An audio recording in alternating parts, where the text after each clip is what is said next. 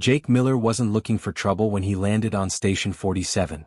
His battle mech, Iron Wolf, needed repairs after a rough cargo run through the outer reaches.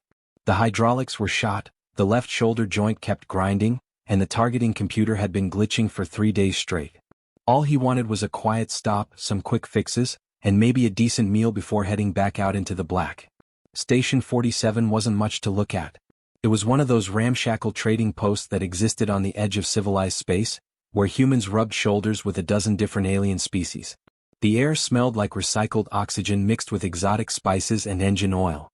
Neon signs flickered in languages Jake couldn't read, advertising everything from weapons to medical supplies to things he probably didn't want to know about. Jake climbed down from Iron Wolf's cockpit, his boots hitting the metal deck with a heavy clang. The mech towered behind him, 20 feet of battle-scarred metal and weapons systems. It had saved his life more times than he could count. Now it just needed some love from a decent mechanic. He made his way through the lower marketplace, dodging hovercarts and clusters of alien traders haggling over goods. Threnic merchants with their 4 arms gestured wildly at potential customers. A group of tall, thin Halari discussed something in their musical language. A squad of armored Krell soldiers marched past, their heavy footsteps echoing off the metal walls. That's when Jake saw her. She was small, maybe 3 feet tall, huddled near a stack of cargo containers at the edge of the market. At first, Jake thought she might be a discarded piece of equipment, something glowing faintly in the shadows. But then she moved and he realized she was a child. A Valkyrie child. Jake had seen Valkyrie before. Their species was known across the galaxy for their fragile bodies and the soft bioluminescent glow that came from their skin. When healthy, they shone like living lanterns, their light shifting through blues and greens and purples. This child barely glowed at all. Her light was dim, flickering like a candle about to go out. She was digging through a trash container, her small hands pulling out scraps and examining them before tossing them aside. Her clothes were torn and filthy. Dirt covered her face and arms. She was clearly starving. Jake stopped walking. Around him, the marketplace continued its chaotic dance. Hundreds of beings moved past the child without a second glance. Some even stepped around her like she was just another piece of garbage cluttering the walkway. The little girl looked up and saw Jake watching her. For a moment, fear flashed across her face. Then desperation replaced it. She climbed down from the container and walked toward him on unsteady legs. Each step looked like it took enormous effort. When she reached Jake, she had to tilt her head all the way back to look up at him. Her eyes were huge and dark, filled with a sadness no child should ever carry. "Please, sir," she whispered in broken Galactic Common, the universal language that most species used for trade. Her voice was so quiet Jake almost didn't hear it. "Do you have white liquid food? The kind warm bloods drink?" She was asking for milk. Jake felt something twist in his chest. He'd seen a lot of terrible things in his years piloting mechs across the galaxy. He'd fought in wars, watched good people die, and made plenty of mistakes he couldn't take back. But something about this tiny alien child, starving and alone, asking politely for milk, hit him harder than any battle ever had. "I promise to pay when I grow up," the child added quickly, her voice taking on an urgent tone. "Valkyrie always honor debts. Always. I will pay every credit back." Around them, the marketplace crowd continued to ignore her. A Threnic merchant actually kicked dust in her direction as he passed, muttering something Jake didn't catch. Another alien made a disgusted sound and pulled his companion away from her. "Orphan trash," someone said loudly enough for everyone to hear. Jake felt his jaw tighten. He looked down at the child again. "What's your name, kid?" "Lissa," she said quietly, hope flickering in her eyes for the first time.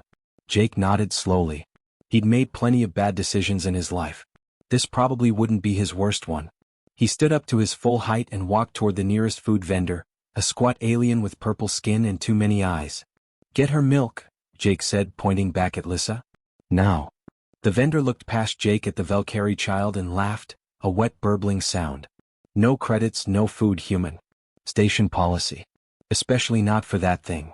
Jake felt heat rising in his face. He'd been called a lot of things over the years. Reckless. Stubborn. A pain in the rear end. But nobody had ever called him someone who'd let a kid starve while he watched. He reached down and placed his sidearm on the vendor's counter. The weapon made a heavy thunk against the metal surface. The vendor's many eyes went wide. "I wasn't asking," Jake said quietly. The vendor's color shifted to a lighter purple. His hands moved quickly, grabbing a sealed container of nutrient milk suitable for most species. He practically threw it at Jake. Jake took the container, holstered his weapon, and walked back to Lissa. He knelt down and opened it for her.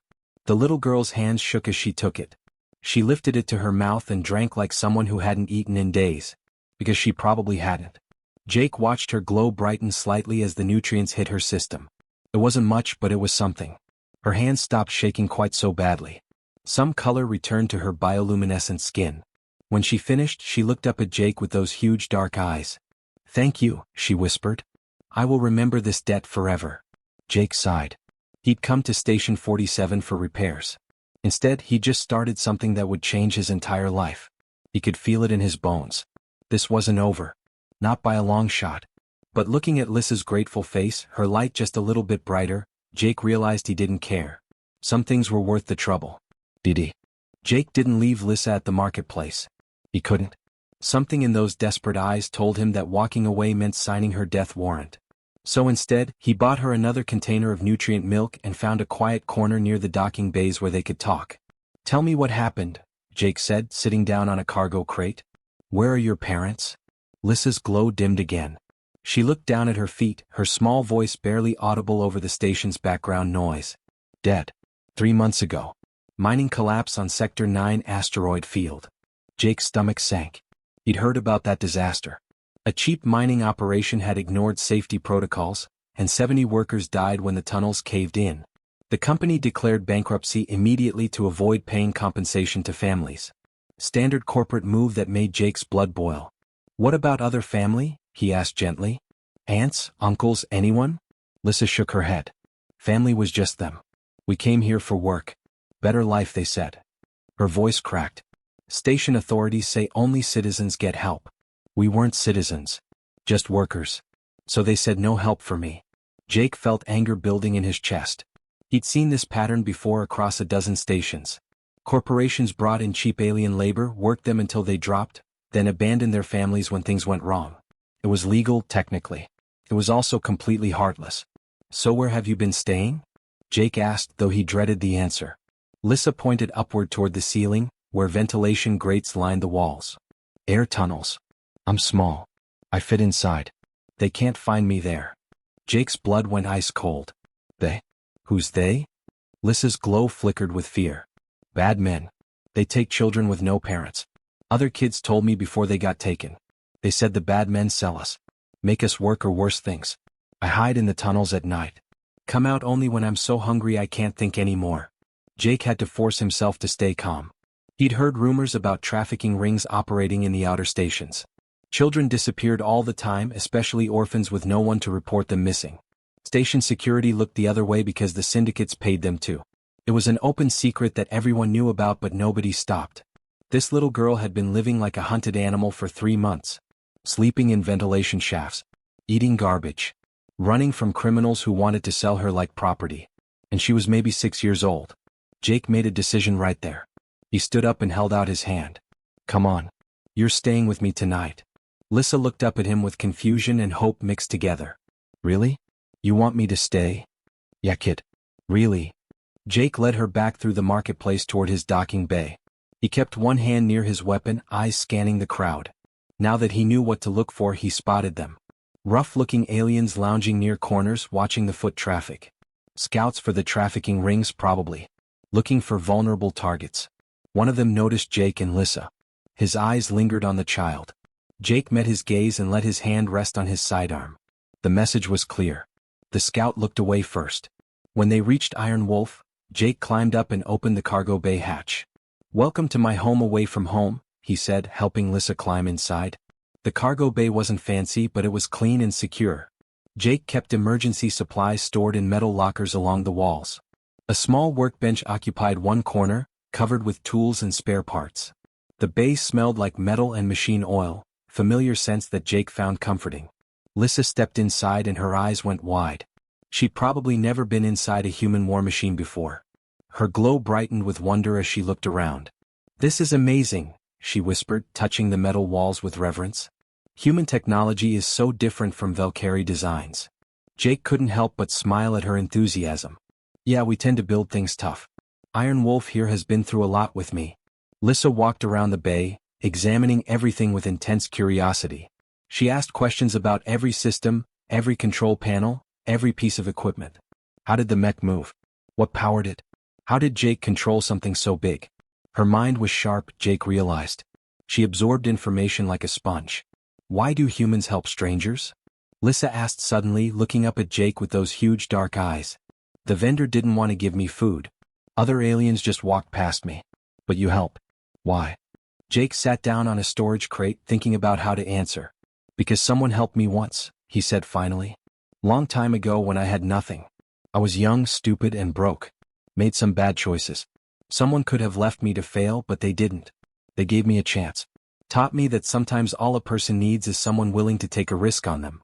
Lissa absorbed this quietly. So you help others because someone helped you? Something like that, Jake said. Also, I just don't like bullies. And people who hurt kids are the worst kind of bullies. Jake set up a thermal blanket on the cargo bay floor, making a makeshift bed for Lissa. He gave her one of his ration bars and another container of milk. She ate slowly this time, savoring every bite like it might be her last meal. As night cycle fell on the station, Lissa curled up in the blanket. Her glow dimmed to a soft nightlight as she fell asleep, finally safe for the first time in months. Jake sat at his workbench, staring out through the small viewport at the stars beyond the station. He should have been planning his next cargo run. Instead, his mind raced with darker thoughts. The traffickers would notice Lissa was missing from her usual hiding spots. They'd ask questions. They'd track her.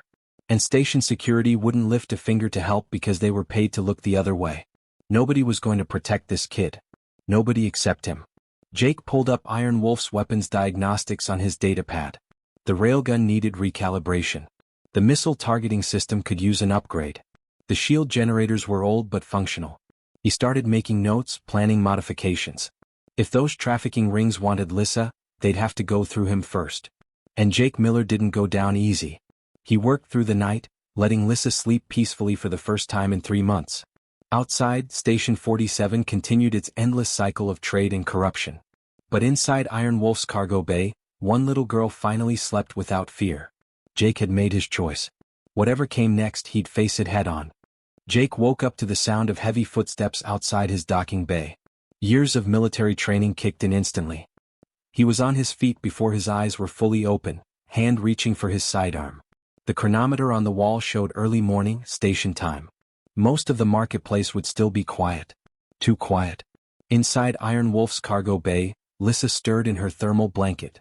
Her glow brightened as she woke up, looking around in momentary confusion before remembering where she was. She looked at Jake with worried eyes. "Stay inside," Jake whispered. "Don't make a sound." He hit the control to seal the cargo bay, then stepped outside onto the docking platform. What he saw made his jaw tighten. 6 figures stood in a semicircle around his bay entrance. They weren't trying to hide. This was meant to be intimidating. 5 of them were your standard station muscle, different species but all carrying the same kind of cheap energy weapons that thugs favored. Threatening enough to scare civilians, not good enough to take down military hardware. But the 6th figure was different. He was massive, easily 7 feet tall, with a thick exoskeleton that gleamed dull green under the dock lights. A Krell, one of the insectoid species that dominated the rougher parts of known space. His 4 arms ended in claws that could tear through metal, and his mandibles clicked together with a sound like knives scraping stone. A long scar ran across his thorax, the kind of mark that came from surviving something that should have killed you. This wasn't random muscle. This was someone important in the local crime scene. Jake Miller, the Krell clicked, his translator rendering the sounds into Galactic Common. "I am Vex.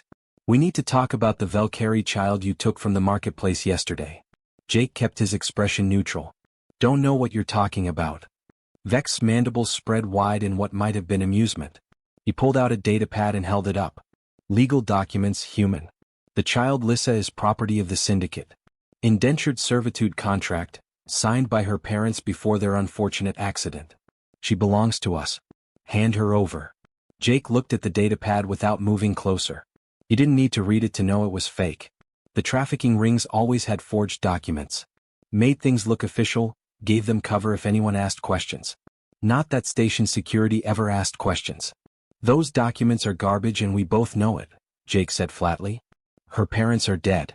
She's not property. She's a kid." Vex made a sound like grinding gears. "Doesn't matter what you think, human. She represents 50,000 credits of investment to my organization. Walk away now and we forget this happened. You seem like a reasonable man. No need to die over some alien orphan. Jake felt something cold settle in his chest. It was the same feeling he got before every battle, when the shooting was about to start and there was no turning back. His hands relaxed, hanging loose at his sides. Old combat reflexes taking over. No, Jake said simply. The thugs shifted, hands moving toward weapons. Vex's mandibles clicked rapidly, a sign of irritation in his species. 1 human against 6 of us? You're insane. Yeah, Jake said, his voice perfectly calm. I've heard that before. Vex studied him for a long moment. Jake could see the calculation happening behind those alien eyes. Was this human bluffing? Was he really willing to die for a child that wasn't even his species? It didn't make sense. Humans were supposed to be mercenaries only caring about profit. Vex made his decision. He gestured with one clawed hand and his thugs started moving forward. They spread out, trying to flank Jake, weapons coming up to firing position. That's when Iron Wolf came to life. The War Mech's reactor had been on standby, waiting. Jake had programmed the activation sequence last night, tied to his biometrics. The moment his heart rate spiked above a certain threshold, Iron Wolf would wake up. The 20-foot machine rumbled like distant thunder as systems powered on. Red targeting lights blazed from the head unit, painting the thugs in crimson. The thugs froze. One of them actually took a step backward. Last chance, Jake said, walking toward Iron Wolf's access ladder. Leave now. Vex's pride wouldn't let him back down. Not in front of his crew. It's just one mech. Bring it down. The thugs opened fire as Jake climbed. Energy bolts scorched the air where he'd been standing, but Jake was already moving.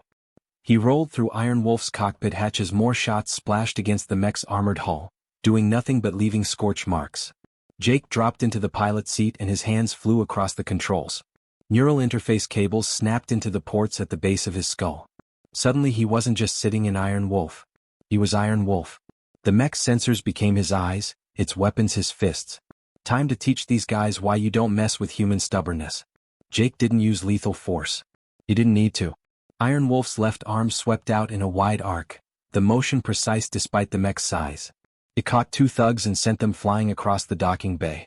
They hit the far wall hard enough to knock the wind out of them but not hard enough to kill. They'd have broken bones and bruised pride, nothing more. Another thug tried to run.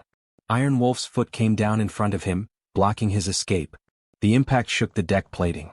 The thug stumbled backward, weapon falling from nerveless fingers. The remaining 2 thugs actually tried to fight.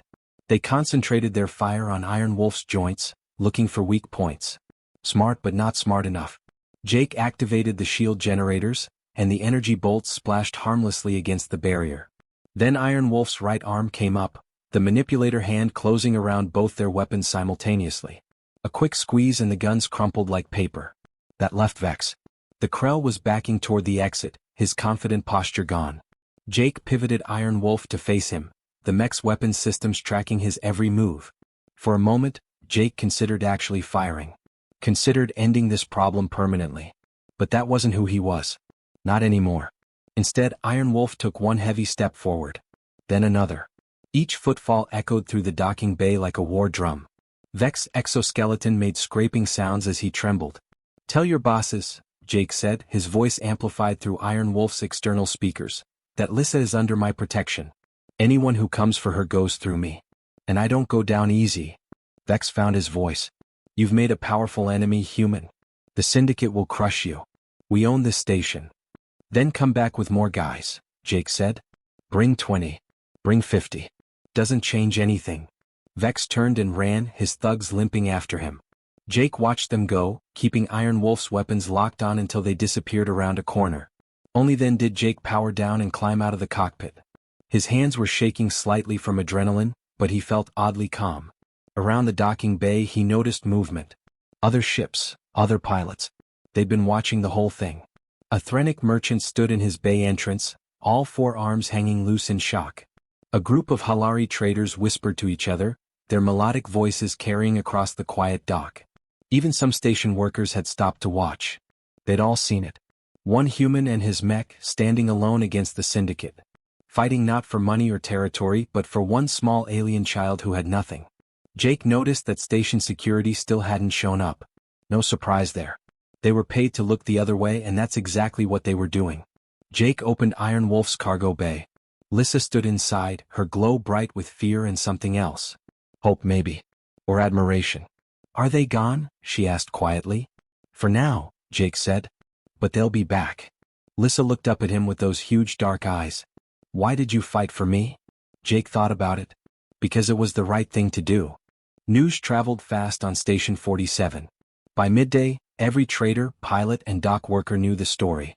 One human mech pilot had gone toe-to-toe with syndicate enforcers over an orphaned alien child. The details got bigger with each telling, but the core truth remained the same. Jake Miller had drawn a line in the sand, and he wasn't backing down. Jake spent the morning running diagnostics on Iron Wolf. The fight hadn't damaged anything critical, but he wanted to be ready.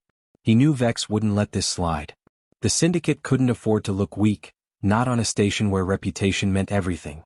He was checking the hydraulic fluid levels when he heard footsteps on the docking platform. Jake's hand moved toward his weapon automatically. But when he turned around, he found himself facing someone unexpected. A Threnic engineer stood at the entrance to his bay. The four-armed alien wore grease-stained coveralls and carried a toolkit that looked like it weighed more than Lissa. His skin was the deep orange color that marked him as a station native, someone who'd been here for years. Jake Miller? The engineer asked in accented common. That's me, Jake said cautiously. What do you want? The Threnic gestured at Iron Wolf with two of his hands. Heard your mech took some hits this morning. That shield generator sounds off-cycle to me.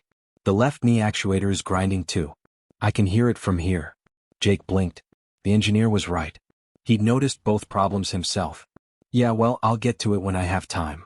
I'll fix it, the Threnic said simply. No charge. Jake stared at him. Why would you do that? The engineer set down his toolkit and looked Jake straight in the eye. Because I have 3 children. 2 daughters and a son. I see that little Valkyrie girl you're protecting. I see what you did for her. In 20 years on this station, I've watched hundreds of people walk past suffering. Nobody stops. Nobody cares. But you stopped. You fought. He picked up his tools again. So I fix your mech. No charge. Before Jake could respond, the engineer walked over to Iron Wolf and started working. Jake watched him for a moment, something warm and uncomfortable settling in his chest. He wasn't used to gratitude. Wasn't used to people helping without expecting payment. An hour later, a Halari merchant appeared. She was elderly by her species standards, her skin weathered and lined. She carried 2 large containers of supplies. For the child, she said, setting them down. Nutrient supplements suitable for Valkyrie biology. Protein bars. Clean water. Thermal blankets. She looked at Jake with her large, gentle eyes. I lost a grandchild once. No one helped. You help. So I help you. She left before Jake could even say thank you. As the day wore on, more people came. A smuggler dropped off spare power cells for Iron Wolf's weapons systems with a gruff nod and no explanation. A station cook brought hot meals, refusing payment. Even some of the dock workers started treating Jake differently, nodding respectfully when they passed instead of ignoring him. Jake didn't understand it at first. Then he realized what was happening. These people had been living under the syndicate's shadow for years. They'd watched children disappear, seen injustice happen daily, and felt powerless to stop it. Now someone had finally stood up and fought back. He'd given them something they'd lost. Hope. Inside the cargo bay, Lissa watched everything with wide eyes. She saw the engineer working on Iron Wolf. Saw the merchants bringing supplies. Saw the way people looked at Jake now. Are all humans heroes? She asked that evening as they ate the hot meal the cook had brought. Jake nearly choked on his food. He laughed, but it came out bitter. No, kid. Humans aren't heroes. We're just people. We can be cruel, selfish, and stupid. I've seen humans do terrible things. I've done terrible things myself. Lissa tilted her head, confused. But you saved me. You fought for me. That doesn't make me a hero, Jake said. That just makes me stubborn. Humans have this thing, see. When we decide we care about something, we don't quit. Even when we should. Even when it's stupid. We dig in our heels and refuse to back down. It's gotten us in trouble more times than I can count. Is that bad? Lissa asked. Jake thought about it. Sometimes. But sometimes stubborn is exactly what the galaxy needs. Lissa seemed to accept this answer. She went back to eating, her glow bright and healthy. So different from the dying light Jake had first seen in the marketplace. While Lissa ate, Jake didn't know that across the station Vex was making a call. The Krell's mandibles clicked with rage as he spoke to his superiors. The fight had humiliated him. Made the syndicate look weak. That couldn't stand. His bosses agreed. They authorized extreme measures. Vex was given access to the syndicate's emergency funds and told to solve the problem permanently. Money wasn't an issue. Making an example of Jake Miller was. Vex used those funds to hire professionals. Not station thugs this time. Real mercenaries from off-world. 30 of them, all with military experience. Veterans of a dozen conflicts. They'd arrive tomorrow morning, armed with military-grade weapons and orders to kill. Late that evening, as Jake was running final checks on Iron Wolf's newly repaired systems, he heard a quiet cough behind him. He spun around to find a human man standing in the shadows of his docking bay. The man wore a station security uniform, but he looked uncomfortable, like he wanted to be anywhere else. "Jake Miller?" the officer asked quietly.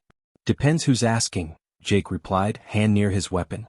The officer raised his hands. "I'm not here to arrest you. I'm here to warn you. They're coming tomorrow morning. 30 mercenaries, heavy weapons, military training. The syndicate wants you dead." Jake felt his stomach drop but kept his face neutral. "And you're telling me this why?" The officer looked away, ashamed. "Because I have kids too. Because I've been taking syndicate money for 5 years and hating myself for it. Because when I saw what you did this morning, standing up for that little girl, it reminded me that I used to be someone better." He met Jake's eyes. "I can't officially help you. They'd kill my family. But I won't stop you either. And I wanted you to have a chance to run." "I'm not running," Jake said quietly. The officer nodded like he'd expected that answer. "Then may the stars watch over you, pilot." He turned and disappeared into the shadows. Jake stood alone in his docking bay processing the information. 30 mercenaries. Military-grade weapons. Tomorrow morning. He was outnumbered, outgunned, and had no backup. He should run. Take Lissa and disappear into the outer reaches. Find another station, another life. It was the smart play. But Jake had never been particularly smart. Inside the cargo bay, he found Lissa sitting at his workbench. She'd found some paper and drawing supplies in his emergency kit. She was sketching something with intense concentration, her tongue sticking out slightly in focus. "What are you working on?" Jake asked.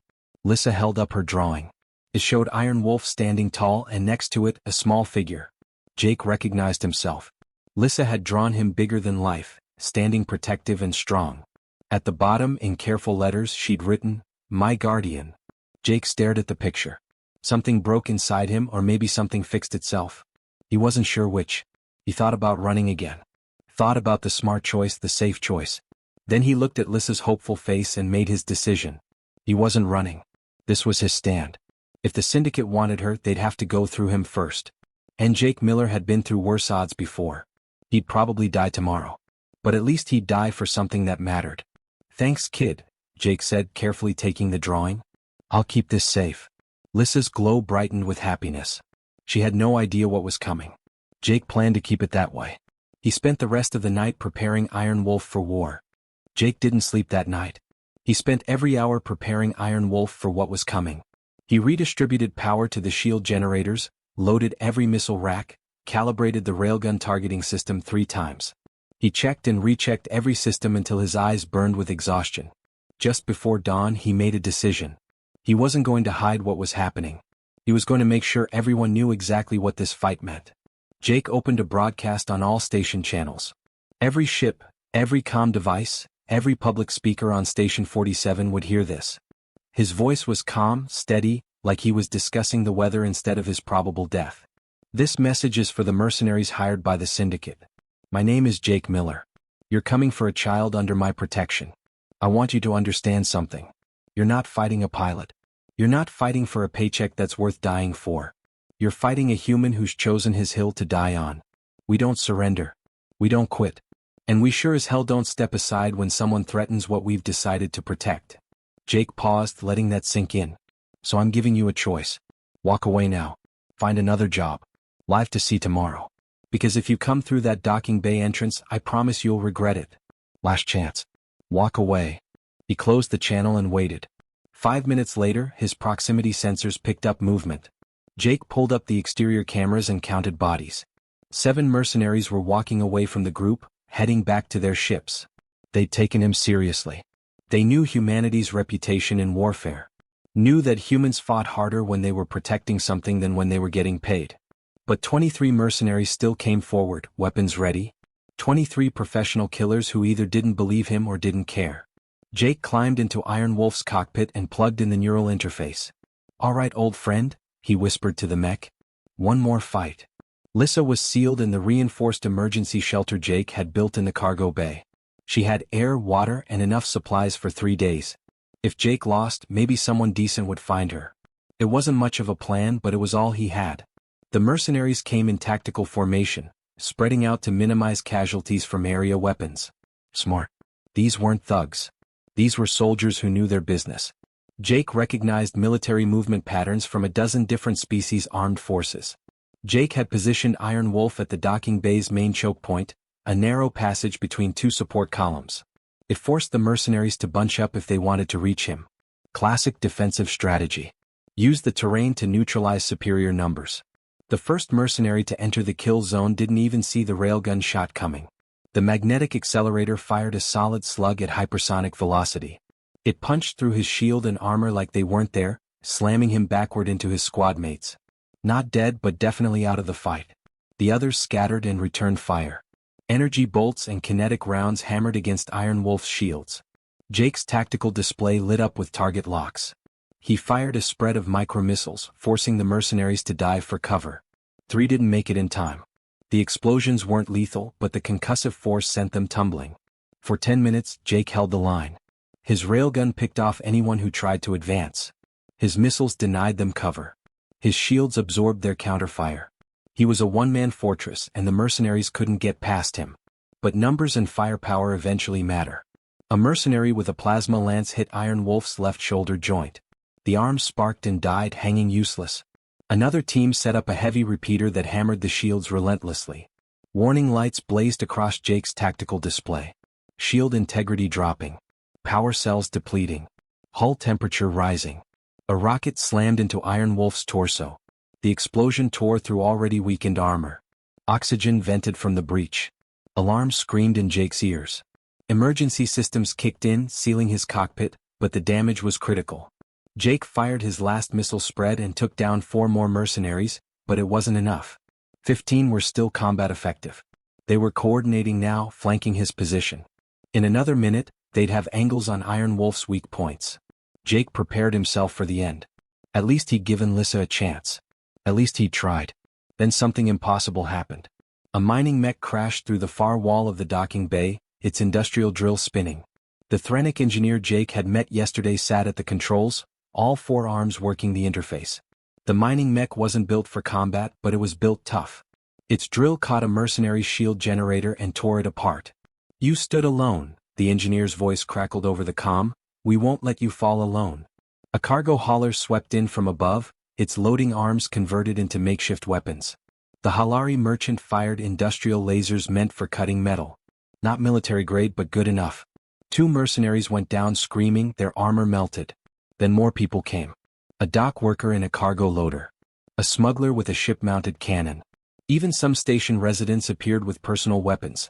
Nothing fancy, but enough to make a difference. They poured into the docking bay from every entrance, firing at the mercenaries. These weren't soldiers. They were engineers, merchants, workers. Regular people who were tired of being afraid. Tired of watching injustice happen while they did nothing. Jake's stand had given them courage to stand up too. The mercenaries tried to regroup, but the momentum had shifted. They were surrounded, outnumbered now instead of Jake. Their leader, Asgard Krell, tried to rally them for one final push. That's when station security finally arrived. Not the corrupt officers on the syndicate payroll. Different ones. The human officer who'd warned Jake led them.